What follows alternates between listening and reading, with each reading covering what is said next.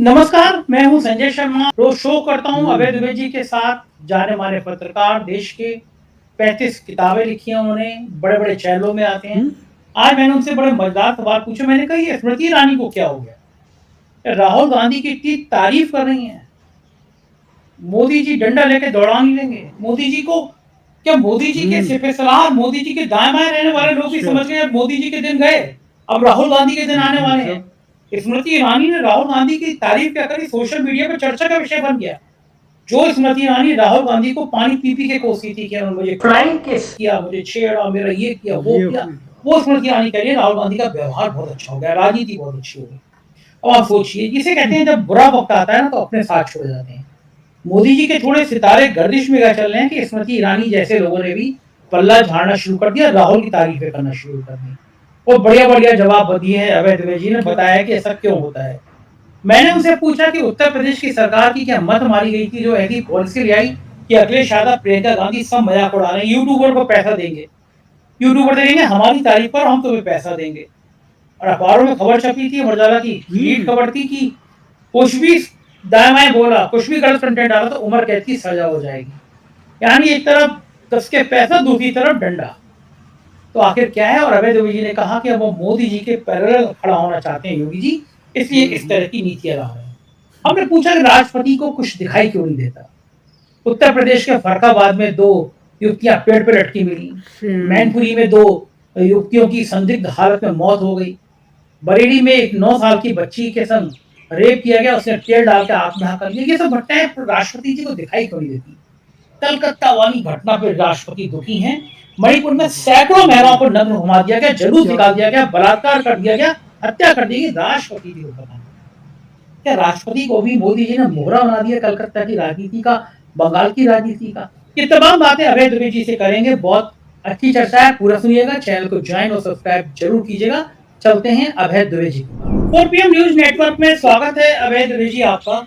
एक शेर था, बदले बदले से सरकार नजर आते हैं, हमको तो अपनी बर्बादी के आसार नजर आते हैं। वो शेर मुझे इसलिए याद आया कि स्मृति ईरानी का दिल, खराब शब्द है, वापस ले लेता हूँ, दिल को कहना ठीक नहीं है, लेकिन स्मृति ईरानी ने राहुल गांधी की तारीफ बहुत करी है। कहा है कि उनके राजनीति में, व्यवहार में बड़ा अंतर आ गया। जो राहुल गांधी स्मृति ईरानी को फूटी आंख नहीं सुहाते थे, क्या क्या आरोप लगाए कि उनको देखिए फ्लाइंग किस रहे थे, और जितने गंदे गंदे आरोप हो सकते थे सब राहुल गांधी पर लगा दिए।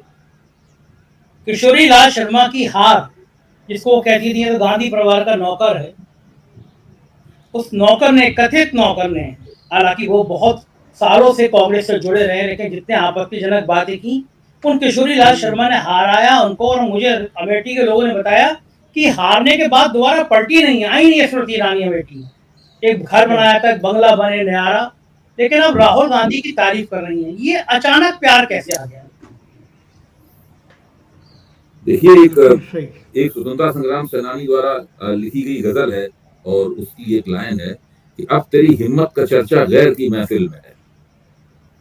गजल तो मुझे काफी याद है, मैं सुना भी सकता हूँ, लेकिन अभी जो जिस विषय पर हम लोग बात कर रहे हैं,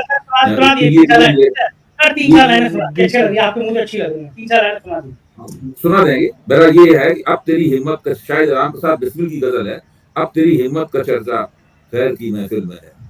ऐ शहीदे मुल्क को मिल्लत तेरी हिम्मत पर निसार, अब तेरी हिम्मत का चर्चा गैर की महफिल में है। कुछ इस तरह की लाइन है। तो मैं कहना ये चाहता हूं कि जब राहुल गांधी की तारीफ उनके विरोधी करने लगे, या किसी भी व्यक्ति की तारीफ उनके विरोधी करने लगे, तो आप समझिए कि वो एक ऐसे मुकाम की तरफ बढ़ रहा है जैसे मुकाम के बारे में उसने खुद भी नहीं सोचा था कि मुझे मिलेगा।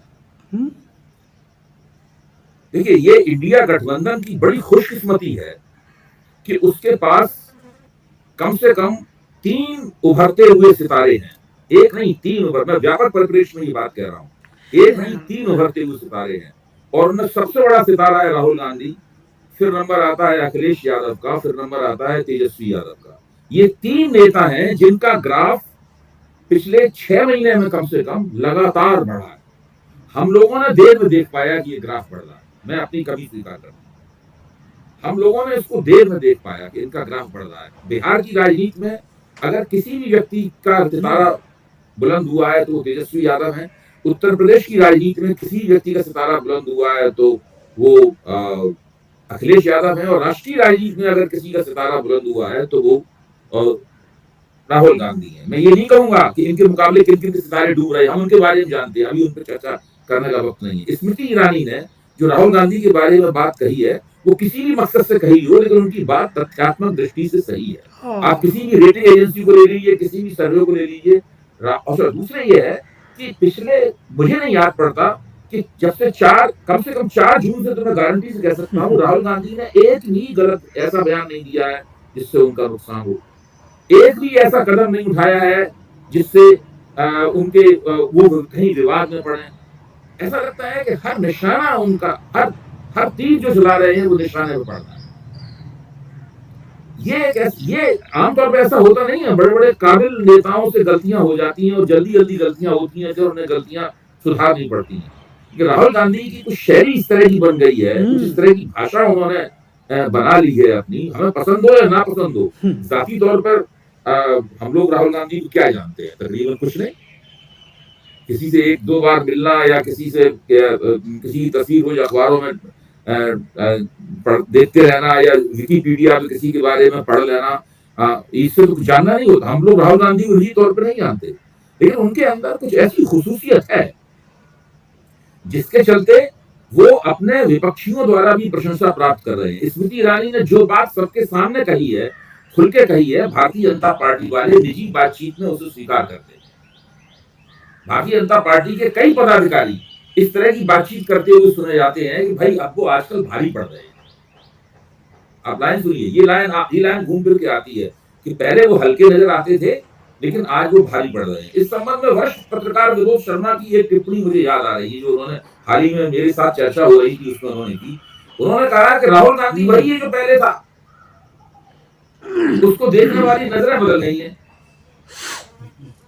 ये मानना कि कोई व्यक्ति 2-3 महीने के अंदर पूरी तरह बदल गया है ये अनुचित होगा, लेकिन संदर्भ बदल गया है, माहौल बदल गया है, फिजा बिल्कुल बदली हुई है, राजनीति की हवा बिल्कुल बदली हुई है और राहुल गांधी को देखने वाली नजरें भी बदल गई।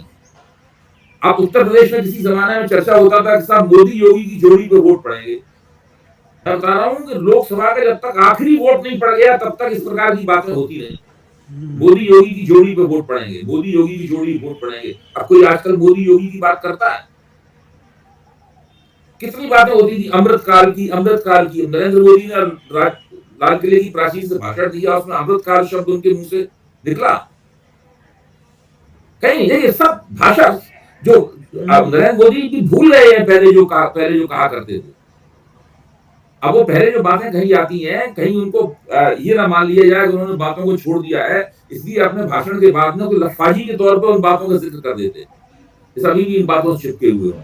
जबकि आप राहुल गांधी को देखिए, राहुल गांधी मुतवातिर पिछले 6 महीने से जो पहली भारत जोड़ो यात्रा जो कहते आ रहे हैं उस पर टिके हुए। उनका हर कदम पहली भारत जोड़ो यात्रा में अपनाए गए रवैये का तार्किक विकास है। उनका हर कदम पहली भारत जोड़ो यात्रा में अपनाए गए रवैये का तर्कपूर्ण विकास है राहुल गांधी। और चाहे चिदंबरम का उसमें महत्वपूर्ण योगदान हो या किसी का हो, लेकिन जो कांग्रेस का घोषणा पत्र था, मैं मानता हूं बिना राहुल गांधी की इजाजत के, बिना उनकी मोहर के तो वो नहीं बन सकता था। तो राहुल गांधी का दस्तावेज है। भले ही जो घोषणा पत्र लिखने वाली कमेटी हो उसके मुखिया चिदंबरम, उनका योगदान तो होगा ही, लेकिन वो राहुल गांधी का दस्तावेज है। राहुल गांधी जिस तरह की कांग्रेस बनाना चाहते हैं, भविष्य में कांग्रेस की जिस तरह की सरकार बनाना चाहते हैं, वो उसका घोषणा पत्र। मैं मानता हूं कि वो बहुत बड़ा गेम चेंजर था। उस घोषणा पत्र में पहली बार एक नए तरह की अर्थव्यवस्था बनाने की बात की गई, क्योंकि राहुल गांधी इस बात को अच्छी तरह समझते हैं। और मैं ऐसा नहीं कह रहा हूं, मैं अपनी तुलना उनसे कर रहा हूं, मैं भी मुद्दतों से इस बात को कह रहा हूं कि नरेंद्र मोदी और उनकी सरकार और उनकी छवि, उनकी पार्टी अगर किसी लाठी से पिटेगी तो वो आर्थिक प्रश्न की लाठी होगी। इन लोगों ने अर्थव्यवस्था के विदेशी सुझावों पर अमल करते हुए अंतर्राष्ट्रीय मुद्रा कोष, विश्व बैंक और विश्व व्यापार संगठन द्वारा भेजे गए सुझावों पर, या एशियन डेवलपमेंट बैंक भी जोड़ सकते हैं उसके अंदर आप, इस प्रकार के सुझावों पर अमल करते हुए जिस प्रकार की अर्थव्यवस्था इस देश में बनाई है, उस अर्थव्यवस्था की विफलताएं हैं जो आज नरेंद्र मोदी का मुंह चढ़ा रही है, वो कितनी भी लफाजी कर लें, कितना हिंदू मुसलमान कर लें, राहुल गांधी को बैल बुद्धि कह लें, ये कह लें, वो कह लें, कुछ कुछ टिकने वाला नहीं है। राहुल गांधी ने वो नस पकड़ ली है। राहुल गांधी समझ गए हैं कि ये सरकार आर्थिक रूप से विफल हो गई है और फिर से सफल होने के लिए आर्थिक प्रश्न को संबोधित करने के लिए ना इसके पास मन है, ना योजना है और ना युक्ति है। न मन है, न फिर से मैं कह रहा हूं, न मन है, न योजना है, न युक्ति है इनके पास। और ये चीज इन लोगों को, मेरा मानना है कि भारतीय जनता पार्टी को बहुत ही कोने में धकेलने वाली है। ये बुतवाते अभी देखिए 3 महीने हुए हैं, 3 महीने में ये कहां से कहां पहुंच गए हैं और अभी और ज्यादा इनको पीछे जाना है। और राहुल गांधी के, स्मृति ईरानी ही नहीं, राहुल गांधी के खुले प्रशंसकों की संख्या और बढ़ने वाली। क्या कोई नहीं कहता था, मैं तो पिछले 1990 से इंतजार कर रहा था कि कोई पार्टी निकल कर आए और कहे कि ये मौजूदा अर्थव्यवस्था है, हम इस अर्थव्यवस्था में कुछ बड़ा रेडिकल हस्तक्षेप करेंगे, इस अर्थव्यवस्था को बदलेंगे। कांग्रेस ने इस तरह के वायदे किए थे, वो वायदे पूरे ही नहीं हो सकते थे अगर आप नई अर्थव्यवस्था नहीं बनाए। अगर अर्थव्यवस्था क्रोनी कैपिटलिज्म पर निर्भर रहेगी, अगर अर्थव्यवस्था प्राइवेट सेक्टर को, निजी क्षेत्र को टैक्स 1,60,000 करोड़ जैसे टैक्स हॉलीडे देने पर निर्भर रहेगी, तो आप जनता को राहत नहीं दे सकते सिर्फ उनके सामने फ्री अनाज का और इस सबका योजनाओं का लाभार्थी योजनाओं के टुकड़े फेंकने। तो राहुल गांधी ने वो उस चीज का प्रदर्शन किया है। अब देखने वाली बात यह है कि वो कहां तक इसको ले जा पाते हैं, क्योंकि अंतर्राष्ट्रीय दबाव भी है, देश की राजनीति के अपने दबाव भी हैं, दूसरे चुनावी राजनीति के भी अपने दबाव होते हैं। इन तमाम दबावों का मुकाबला करते हुए दूरगामी दृष्टि से मुझे लगता है कि राहुल गांधी एक लंबा खेल खेल रहे हैं। वो एक दूरगामी खेल खेल रहे हैं। वो बहुत ही फौरी स्तर पर लाभ पाने में दूरगामी लड़ाई छोड़ने के लिए तैयार नहीं। जी, लेकिन एक बताइए मुझे, स्मृति ईरानी के लिए ये मुसीबत नहीं होगी? मोदी जी ये स्वीकार कर लेंगे कि उनकी इतनी प्रिय नेता रही किसी जमाने स्मृति ईरानी, राहुल गांधी की तारीफ करें? क्यों की होगी उन्होंने राहुल गांधी की तारीफ? देखिए, स्मृति ईरानी तो सब कुछ खोज भी है, उनके पास कुछ है नहीं बचा हुआ। अब अगर वो अपने मन की बात ऐसी स्थिति में भी नहीं कह पाएंगी तो कब कहेंगी? अगर वो मंत्री होती हैं आज, अगर वो अभी देखिए, अगर मुझे लगता है उनको ये भी एहसास हो गया है कि उनका पुनर्वास अभी हाल फिलहाल संभव नहीं है। अभी जो राज्यसभा की लिस्ट बीजेपी ने की, उसमें बहुत से लोग निर्विरोध चुन गए हैं। उसमें स्मृति ईरानी का नाम हो सकता था अगर उनका पुनर्वास किया था। हम सब लोग अंदाज लगा रहे थे कि शायद स्मृति ईरानी को राज्यसभा भेजा जाएगा। भाई या तो लोकसभा में चुना या राज्यसभा में चुनी जाए। दूसरे, उनको पार्टी के अंदर भी एक बड़ा पद दिया जा सकता है, पार्टी के अंदर उनको जनरल सेक्रेटरी बनाया जा सकता है, उनको कोई महत्वपूर्ण पद पार्टी के अंदर दिया जा सकता है, उससे भी उसका पुनर्वास होगा। और वो जानती है कि अब राष्ट्रीय स्वयंसेवक संघ के हाथ में पार्टी की बागडोर जाने वाली है, उसमें स्मृति ईरानी को कोई जगह मिल नहीं सकती। राज्यसभा उनको मिली नहीं। बिल्कुल सही। भाजपा राज्यसभा देना चाहती, जिस बार मौका था देने का, वो भी उनको नहीं मिली। लोकसभा का चुनाव अभी कोई होने वाला है नहीं जहां पर उनका दांव लग सकता हो। तो वो जानती हैं कि वो लंबे अरसे के लिए किसी भी बड़े पद से महरूम रहेंगी, इसलिए उनके मन में जो बात आई वो उन्होंने कह दी। ये मुद्दे की बात है, बिल्कुल ठीक बात है। मणिपुर का जिक्र नहीं है, कलकत्ता पे पूरा देश गर्म है, राष्ट्रपति को बहुत दर्द हुआ और हमने कल इस विषय पे चर्चा करी। उत्तर प्रदेश में फर्रुखाबाद में 2 युवतियों की लाश खेत के बाहर घर जंगल में एक लटकी हुई मिली थी पेड़ से। बरेली में 9वीं कक्षा की छात्रा का रेप हुआ, उसने तेल छिड़क के आग लगा ली रेप के बाद में। आज मैनपुरी में 2 संदिग्ध तरीके से 2 बहनों की, 2 युवतियों की मौत हो गई है। उत्तर प्रदेश में क्यों आदि घटना हो रही है, लेकिन कलकत्ता कलकत्ता कलकत्ता, राष्ट्रपति को भी दर्द हुआ। आज खड़गे जी ने कहा है कि जो देश में घट रही है घटनाएं महिलाओं के प्रति दुखद है, प्रधानमंत्री मोदी जी को कार्रवाई करना चाहिए। ममता बनर्जी ने कहा कि मैं एक ही चीज चाहती हूँ कि दोषियों को जल्दी से जल्द फांसी हो। और आज चर्चा चल रही है कि रेप के खिलाफ शायद बंगाल सरकार एक बिल भी ला रही है। क्या बंगाल में ममता बनर्जी को घेरने में कामयाब हो पाएगी जो चर्चा की राष्ट्रपति शासन लगा देंगे? शुरू में तो मुझे संजय जी लग रहा था कि भाजपा ने ममता बनर्जी को घेर लिया है और ममता बनर्जी ने जिस तरीके से इस पूरे मामले में लाइजलाली बरती और जो उनकी पुलिस का आचरण था, जिस तरह संदीप घोष का उन्होंने समर्थन किया, और वो जो बंदा पकड़ा गया है, संजय राय ऐसा कुछ नाम है उसका, वो बंदा आखिर तक तो वो उस उस मोटरसाइकिल पर सफर कर रहा था, मोटरसाइकिल में घूम रहा था, जो मोटरसाइकिल पता नहीं किसी बहुत महत्वपूर्ण व्यक्ति के नाम रजिस्टर्ड, पुलिस कमिश्नर हाँ पुलिस कमिश्नर के नाम रजिस्टर्ड थी। तो जब ऐसी स्थिति थी उसमें मुझे लग रहा था कि ममता बनर्जी बुरी तरीके से फंस गई हैं और वो खुद अपने ही बनाए हुए जाल में उलझती जा रही हैं। एक हद तक ये बात आज की तारीख में भी सही है। ममता बनर्जी ने अभी, लेकिन भारतीय जनता पार्टी ने दरअसल ममता बनर्जी के लिए एक सुविधाजनक स्थिति तैयार करना है। अब चाहे अनचाहे भारतीय जनता पार्टी इतना ज्यादा राजनीतिकरण कर रही है उसका कि उसमें से अभी कुछ ही दिनों, जल्दी ही, मेरे ख्याल 2-3 दिन के अंदर ही आप देखेंगे कि ममता बनर्जी के प्रति लोगों में हमदर्दी पैदा हो जाएगी और बंगाल की जनता में भी हमदर्दी पैदा हो जाएगी। देखिए इसी तरह का हंगामा उन्होंने संदेश खाली के सवाल पे किया था, आपको याद है? संदेश खाली के सवाल पे भी यही सब उन्होंने कीर्तन किया था, इन लोगों ने जो बीजेपी वाले कर रहे हैं।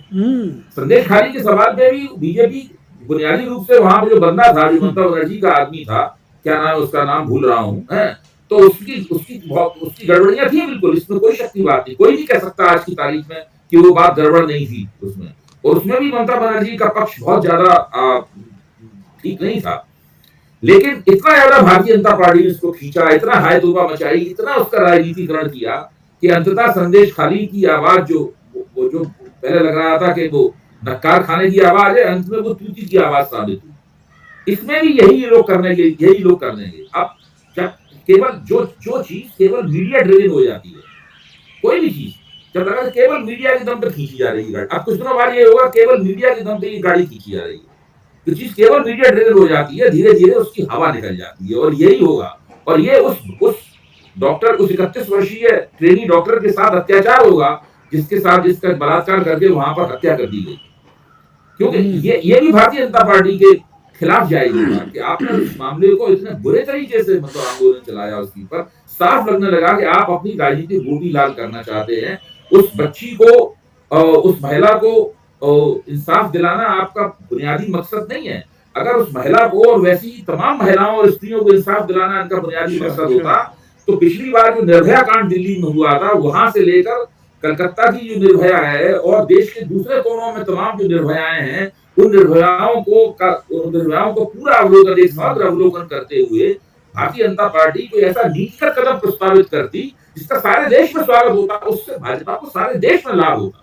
लेकिन सिर्फ पश्चिम बंगाल में अपनी गोटी लाल करने के लिए और इंडिया गठबंधन में मतभेद पैदा करने के लिए ये इतना उस मामले को खींचेंगे कि अंततः ये नक्कार खाने की बजाय तूती की आवाज साबित।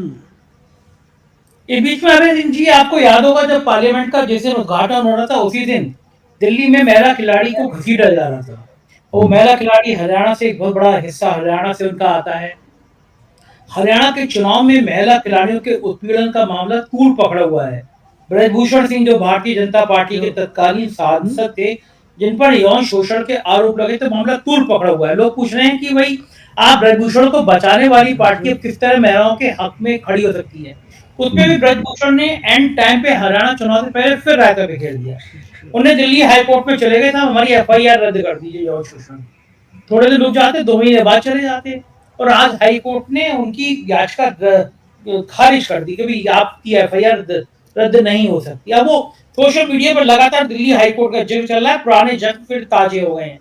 तो यानी महिलाओं की जब आप लड़ाई की बात कर रहे हैं, तो ब्रजभूषण सिंह का मुद्दा एक बार फिर सामने है, और बीजेपी से सवाल करे जा रहे हैं कि जो खिलाड़ियां जो बैठ के दिल्ली में धरने पे लगातार बैठी थी, जिन्होंने देश का गौरव बढ़ाया था, उनका यौन शोषण नहीं था।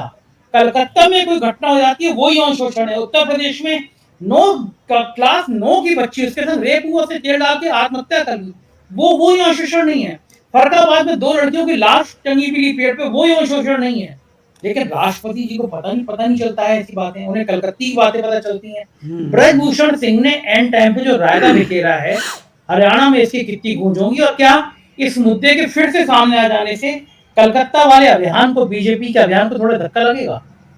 बीजेपी ने तो कलकत्ता वाले अभियान को तो खुद ही धक्का देने, ऐसी परिस्थितियां तैयार करनी शुरू कर दी। मैंने अभी भी विश्लेषण किया था कि उसको धक्का लगना बिल्कुल तय है।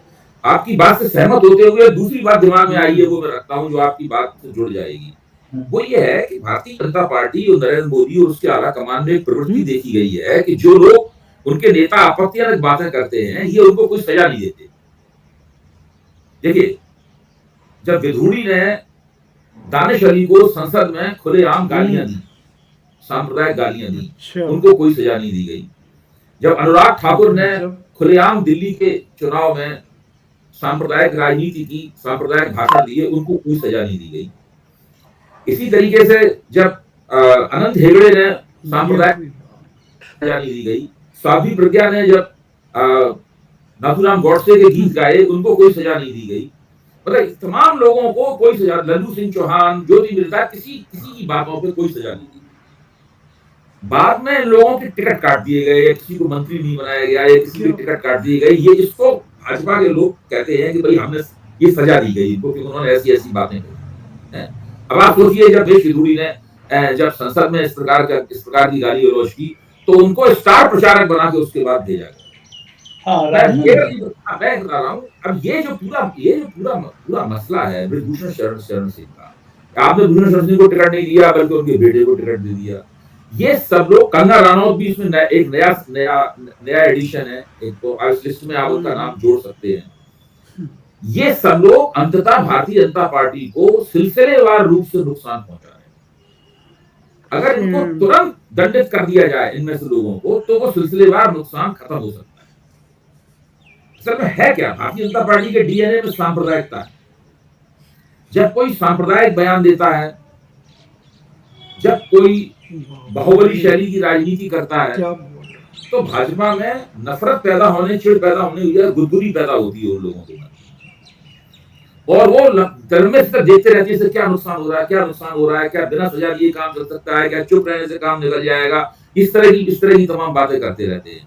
देखिए, ब्रजभूषण शरण सिंह ठीक है, उनका कुछ एक इलाकों में हम लोग जानते हैं वो कौन से इलाके हैं, कुछ एक इलाकों में उनका रुतबा हो सकता है, लेकिन क्या ये उत्तर प्रदेश भाजपा से भी ज्यादा शक्तिशाली थे? इस वक्त ये घटना हुई थी, क्या उत्तर प्रदेश भाजपा से भी ज्यादा ब्रजभूषण शरण सिंह शक्तिशाली थे? उनको तुरंत उनको पोक्सो में बंद करना चाहिए था। अगर ब्रजभूषण शरण सिंह को इन लोगों ने पोक्सो में जेल भेज दिया होता, तो मैं आपको बताऊं, इनके नरेंद्र मोदी की टोपी में एक कलगी लगती उससे। लेकिन उन्होंने ऐसा नहीं किया, उसको बचाते रहे। फिर दिल्ली पुलिस के जरिए उनके लिए वो पतली गली तैयार की, इससे वो पोक्सो के इल्जाम से निकले। लेकिन इल्जाम इतने मजबूत थे कि यौन शोषण के इल्जामों से पूरी तरह दिल्ली पुलिस उन्हें क्लीन चिट नहीं दे पाई, उनके ऊपर मुकदमा बना रहा। अब चूंकि लगातार बार बार ब्रजभूषण शरण सिंह का मसला उठाया जाता है, हमारे आपके जैसे लोग लगातार सार्वजनिक जीवन में, टीवी की बहसों में, अपने लेखों में ये बात उठाते रहते हैं कि भाजपा का ये बंदा है, इसके ऊपर यौन शोषण का इल्जाम है, इसके बेटे को आपने टिकट दिया उसको प्लेकेट करने के लिए। तो मुझे तो लगता है कि भाजपा की तरफ से ही इनको राय दी गई होगी कि आप जाइए हाई कोर्ट में रिट दायर कीजिए कि आपके खिलाफ तमाम मसले क्वेश किए जाएं। ऐसी बात नहीं कि ब्रजभूषण शरण सिंह ने अपनी मर्जी से किया हो। देखिए, इनको जगत प्रकाश नड्डा ने जब बुलाया था, जब ये मसला चल रहा था, तो नड्डा ने कहा था कि आप इस पहलवान कुश्ती संघ की राजनीति से अपने आप को दूर रहिए, जरा चुप रहिए, आप लो प्रोफाइल मेंटेन कीजिए, ये कहा था। तो उन्होंने कुछ करने की कोशिश नहीं की। मेरा तो मानना यह है कि ये भाजपा ने ही इनसे कहा होगा कि आप जाइए हाई कोर्ट में और अपने खिलाफ मामले क्वेश करवाइए। अब वो क्वेश नहीं हुआ, वो अलग बात है। इसलिए अगर कोई नुकसान होता है तो उसमें भाजपा भी दोनों साथ साथ मिले हुए। हाँ, बिल्कुल सही बात है।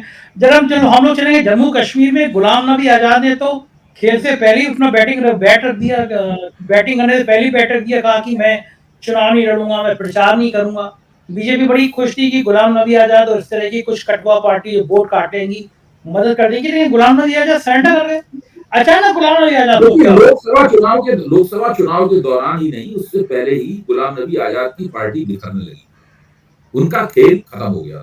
जिन्होंने पार्टी बनाई थी उसके कुछ दिन तक तो कुछ थोड़ी बहुत चमक रही, फिर कश्मीर की जनता के बीच में से उनकी छवि लगातार खराब। एक तो ना मोदी का आदमी समझा जाता, मोदी जी के साथ गलबैया डांटते थे, मोदी जी उनकी तारीफ कर रहे हैं, वो उनकी तस्वीर, मोदी जी लगातार जज्बाती हो रहे हैं उनके राज्यसभा से रिटायरमेंट पे। ये सब जो नाटकबाजी थी, ये जज्बाती नाटकबाजी थी, इसका बहुत बुरा असर गुलाम नबी आजाद के राजनीतिक बुढ़ापे पर पड़ा। अब तो खराब स्वास्थ्य की आड़ में उन्होंने ये ऐलान किया है कि वो चुनाव प्रचार नहीं करेंगे, कि हमारी पार्टी के लोग अगर अपना चुनाव प्रचार अपने दम पे लड़ना चाहें चुनाव तो लड़ लें। ये सब कहकर उन्होंने पूरी तरह से कन्नी काट ली है। गुलाम नबी आजाद कश्मीर की राजनीति में एक बिल्कुल पिटा हुआ मोहरा है, और ये बिल्कुल भाजपा को भी समझ में आ गया है। उनके साथ पहले से ही तमाम लोग छोड़कर जाने लगे थे कांग्रेस के अंदर, अब बाकी जितने भी उनके साथ लोग हैं, उनके इस ऐलान के बाद में जो एक आध बचा भी होगा, तो सारे के सारे कांग्रेस का प्रचार करते हुए नजर आएंगे, कांग्रेस के लिए संघर्ष करते हुए नजर आएंगे। गुलाम नबी आजाद, जिसको अंग्रेजी में कहते हैं एज गुड इज फिनिश, मतलब वो जो उनकी राजनीति थी, उनकी राजनीतिक शख्सियत थी, वो सब अब अतीत की बात बन चुकी है, बशर्ते वो कोशिश करके दोबारा कांग्रेस में लौटे, कांग्रेस के आला कमान की वफादारी की क्षमा मांगे। उन्होंने बहुत बुरी बुरी बातें लोगों के बारे में कही हैं, क्षमा मांगे, और दोबारा तो उनको राजनीति में भले कुछ थोड़ा बहुत मिल सकता है, मतलब उनका रिटायरमेंट पैकेज शायद उन्हें मिल जाए, जो आप तो रिटायरमेंट पैकेज भी नसीब नहीं है। रही मोदी जी जिन जिन से गले मिलते हैं उन बेचारों की बैंड बज जाती है। प्रियंका गांधी ने एक ट्वीट किया है, आखिर में बस एक सवाल अभय जी, प्रियंका गांधी का ट्वीट है, जो तुमको हो पसंद वही बात करेंगे, तुम दिन को अगर रात कहो रात कहेंगे। उत्तर प्रदेश सरकार की सोशल मीडिया पॉलिसी में न्याय मांग रही महिलाओं की आवाजें किस श्रेणी में आएंगी? 69,000 शिक्षक भर्ती आरक्षण घोटाले में उठने वाले सवाल किस श्रेणी में आएंगे? उन्होंने कुछ पैकेज किया है, यूट्यूबर्स को देंगे, सोशल इन्फ्लुएंस पर देंगे। भाजपा नेता विधायकों द्वारा भाजपा सरकार की पोल पट्टी खोलना किस श्रेणी में आएगा? और तुम दिन को रात कहो तो रात, वरना हवालात नीति को सच दिवाने का और तरीका क्या? भाजपा लोकतंत्र और संविधान को कुचलने से ज्यादा कुछ सोच नहीं सकती। इतनी ज्यादा मजाक उड़ रही है सोशल मीडिया की, योगी जी की जो नई पॉलिसी लाई है उसकी, क्यों लाए अपनी भद्र प्रकार को? ये देखिए, एक तो योगी जी लगातार ये दिखाने की कोशिश कर रहे हैं कि वो बड़े ही आला कमान के प्रभाव में नहीं है, उनके पास एक ऑटोनॉमी है, और वो उत्तर प्रदेश में अपनी अब लगातार उनकी हर कार्रवाई ऐसी है कि उत्तर प्रदेश की सत्ता में अपनी दम पे जमे हुए, क्योंकि सब लोग जानते हैं उनको हटाने की कोशिशें काफी कुछ हो चुकी हैं, अभी भी खुफिया तौर पे जारी होंगी उनकी कोशिशें, वो अपनी दम पे जमे हुए हैं, तो उन्हें कुछ ना कुछ तो करना है। तो उन्होंने उन्होंने सोचा कि अगर उत्तराखंड ने वो यूनिफॉर्म सिविल कोड लाए, मतलब तो हम सोच भाई बीजेपी तो यूनिफॉर्म सिविल कोड ला नहीं पाई केंद्र स्तर पर, उत्तराखंड सरकार यूनिफॉर्म सिविल कोड ले आई।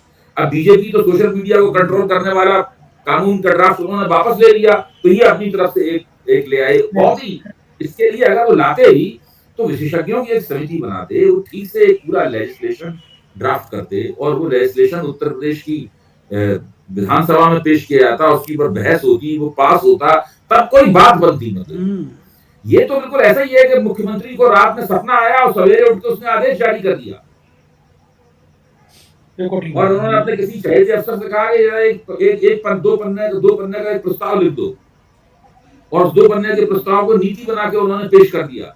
इसका तो हर्ष होना ही था, मजाक तो करना ही था इसका, क्योंकि इसको वो लागू नहीं कर सकते, अगर लागू करेंगे तो उनकी और बंद होगी।